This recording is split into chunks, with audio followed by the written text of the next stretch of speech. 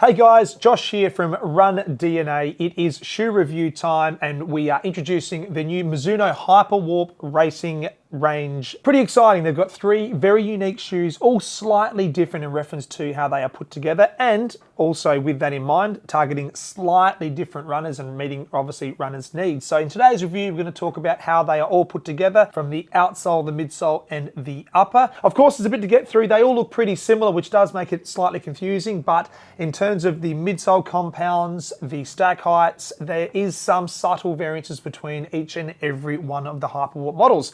So without further ado, let's get stuck in. Okay guys, let's start off with the Pure. So we've got the Pure, we have the Elite, and we have the Pro. So in my hand, I have the Pure.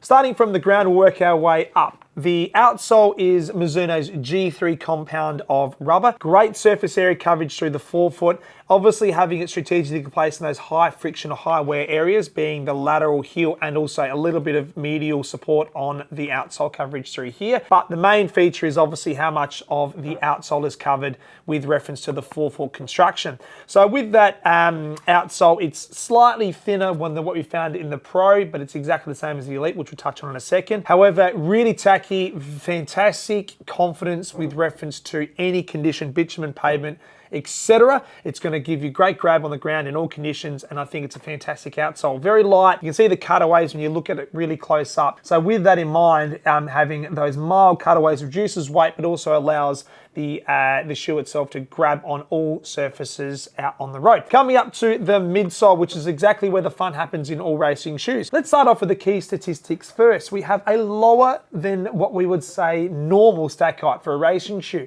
We've got 34 mil in the heel and we have 30.5 mil in the forefoot for that offset of 3.5 millimeters. Wedged inside this midsole is a full length carbon plate. It has a medial wing construction which provides a little bit of inherent stability, but the compound of foam is Mizuno's Energy XP foam. There's two varieties. Inside the Pure we have full length PEBA based foam. So that's top layer and bottom layer of that midsole construction being on top of the carbon plate and underneath the carbon plate. So PEBA in comparison to the TPEE is a lighter, softer compound of that XP foam, which is going to provide a little bit more tackiness on that lower stack height and provide a wee bit more energy return as well, because when we come close to the ground, obviously we're going to feel that ground a little bit more, and having a foam that's going to react to that lower stack height to give you the cushioning, stability, and also the propulsiveness you want out of a race day shoe like this, it's all packed in that midsole. Coming to the upper, we have air mesh. There's not a lot really to talk about here other than the fact that it's extremely light and very breathable. The tongue is very, very thin. So everything about this upper is all about reducing the weight, but to keep some context and relevance to keeping that foot locked down on that midsole. The lockdown in this shoe is fantastic with these unique lacing construction as well. So that little interlock laces, which is going to help the lace itself remain in position throughout the whole race, 5, 10 or a half marathon. Now within the Pure as well, it is important to know that the actual strobel board is exposed, so they haven't actually stuck in any sock liner of any description whatsoever. They have in the Elite and they certainly have in the Pro. So again, reducing that element of weight, while it's only going to be a couple of grams, it makes all the difference when you take in consideration all these little 1%ers from the upper, the midsole and the outsole. It all helps yield that net result of around 140 grams in total weight. So the Pure itself, this is the lightest, this is the snappiest out of all three models. And now let's jump to the Elite. So in my hand, I hold the Elite. So I'll start from the outsole. The outsole is exactly the same as the Pure, the same thickness, the same coverage. Everything is the same in reference to that outsole. I'll then jump to the upper as well. So you have the same air mesh construction, exactly the same upper. The only difference is on the lateral side, it's got the call out Hyperwarp Elite in comparison to Hyperwarp Pure. Again, just touching on it, very lightweight, very, very breathable. There's slight tighter weave in construction to the medial side as well as in the Pure here as well. So meaning that getting a little bit more integrity on that medial side of that forefoot, because that big toe becomes a significant lever point when you're talking about racing shoes. So having good construction from that medial to upper configuration is vitally important. No different than the Elite as well. Where the big difference in this shoe comes from the Pure is the stack height. We have 38 mil in the heel, 34.5 in the forefoot for that offset of 3.5. The full-length carbon plate wing construction where it's exposed in the medial side to give the shoe itself a bit of torsional stability through mid-stance, and of course provide a little bit of inherent stability. Now, the word stability in racing shoes usually doesn't go hand in hand. However, it is important to have some form of construction to give the midsole some integrity over the duration of the life of the shoe, being the half and the full marathon. Now, in reference to the midsole compound, we have the call out of the Mizuno Energy XP foam. It is not the same as the Mizuno XP in the Pure. Let's just start with that first and foremost. While it says it's the same foam, it is not. The top layer is the full-length PEBA-based compound, and the bottom layer, which sits underneath the carbon plate, is the TPEE compound. So, to split the differences for you, we have PEBA, which is lighter and softer, more of it in reference to how much volume is on offer, in reference to the total midsole, and that sits on the carbon plate. So it's easier to push through to engage that plate to get the propulsiveness you want out of your carbon plate construction. Underneath being this bottom layer through here, you can see when I hold the shoe on the medial side, this carbon plate, the almost little line that you can see splitting the two midsoles.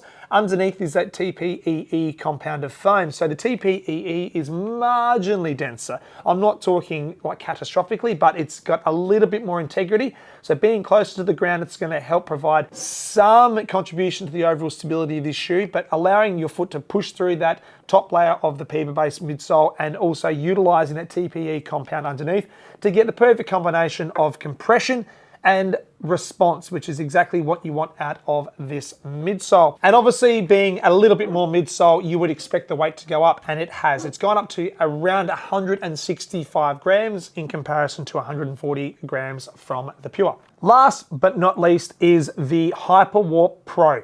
Now, I'll start with the midsole of this shoe. We have a higher stack height yet again. We've gone 39 in the heel, 33.5 in the forefoot. Wedged in between this plate is a full-length carbon infused plate, not carbon and carbon, which we have in the Pure and the Elite. In the Pro, we have carbon infused. Now, the reason it's carbon infused means it's a little bit more flexible than the full-length carbon plate on offer in the other two racing shoes. And the reason they've done that is because they've wedged it between two TPEE compounds of Mizuno XP foam. So if you recall when I was talking about the Elite, the bottom layer is TPEE, the top layer is PEBA. So TPEE, slightly denser, so therefore you don't need the extra rigidity in a full-length carbon plate. You're going to get that relationship between carbon plate and midsole compound by just altering the density of foam ever so slightly. Now, it is light and it's soft and it's snappy. However, just providing a little bit more structure and integrity throughout the entire midsole is going to help the overall performance of this shoe. Jumping to the outsole, again, another key difference between the Pro from the Elite and the Pure.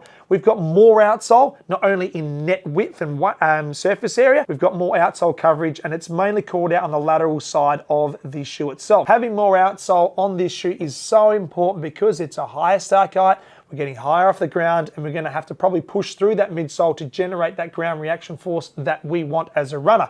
So by pushing through the ground harder, we need a little bit more on offer from the outsole coverage, and that's exactly what they have done at Mizuno. Using that G3 compound of rubber again, however, they're using a slightly thicker compound of rubber, so marginally thicker than the Elite and the Pure, but having a little bit more of it, being thicker, it's going to provide fantastic asset in protecting that midsole. Jumping to the upper now, we have the Air Mesh Hyperwarp construction. Look, it's the same as the Pure and the Elite. What we have on offer through here is, again, as I touched on, a very thin tongue, very light, very breathable. However, they've put a bit of effort in reference to structure and integrity to that midsole to upper, you'd say, junction with reference to the medial side. So slightly tighter weave, which is going to give the foot a little bit more confidence in reference to pushing through that toe phase of your gait cycle, but providing an element of structure and support. Okay, in summarizing, very brief. You can run 5, you can run 10, you can run a marathon in all 3 shoes. However, it is important to know that each and every one of them is slightly different. So I'm looking at the Pure. It's the lightest, it's 140 grams, 5, 10K. You could go to a half marathon if you really wanted to. In the Elite, this is, I think, where most of the conversation is going to be had. 165 grams for a race day shoe, 2 different compounds of Mizuno XP, the PEBA and the TPEE foam. Again, coming in close to that 40 mil stack, but it's at 38. This shoe here is your half and full marathon conversation. It's going to perform very well over those longer distances, but of course you can use it for the shorter stuff as well. Coming across to the Pro. Now, again, slightly different reference to the Stack Up, getting up to around that 39mm, 39 and 34.5 in the forefoot. Carbon infused plate, but the full-length TPE foam. This shoe here, half marathon to marathon distance. It will be fantastic for those runners who are looking for their first race day shoe. It's a good, gentle introduction into that conversation. You can run 5s if you want to, but I think this is going to come through at that half to full marathon. But also speed workouts, interval training will be absolutely fine in the Hyperwarp Pro. I just want to touch on sizing really quickly with the Hyperwarp family. Now I'm holding the prototype pair which Mizuno sent to me. Now they sent me a size 9. I sent it straight back because I'm usually 9 or 9.5. Historically, I'm around a 9.5 in most Mizuno shoes for context, but this shoe here is a 10. Comfortably fitted in a 10. I could almost go a 10.5. So why I'm bringing this up is it's so important to understand that between the Pure, the Elite, and the Pro, and this has been vetted across all 3 models, you're gonna go up half a size to a full size minimum. So just keep that in mind when you are selecting either one of these models for yourself. So there you have it. That is my summary here at Run DNA on the new Hyperwarp family. Look, I'd love to hear from you, the running community. Have Mizuno finally landed in the race day conversation? Is 3 shoes enough? Is it too much? Let us know in the comments section below. And if you've used one of them, we'd love to hear from you as well. Your comments help us understand how the shoes perform, but also the comments help the broader running community. So thank you so very much for tuning in. Hit the subscribe button and we shall keep pushing out shoe reviews like this for you, the fantastic community all around the world. Stay safe, be kind to one another, happy running, and we shall see you next time. Take care.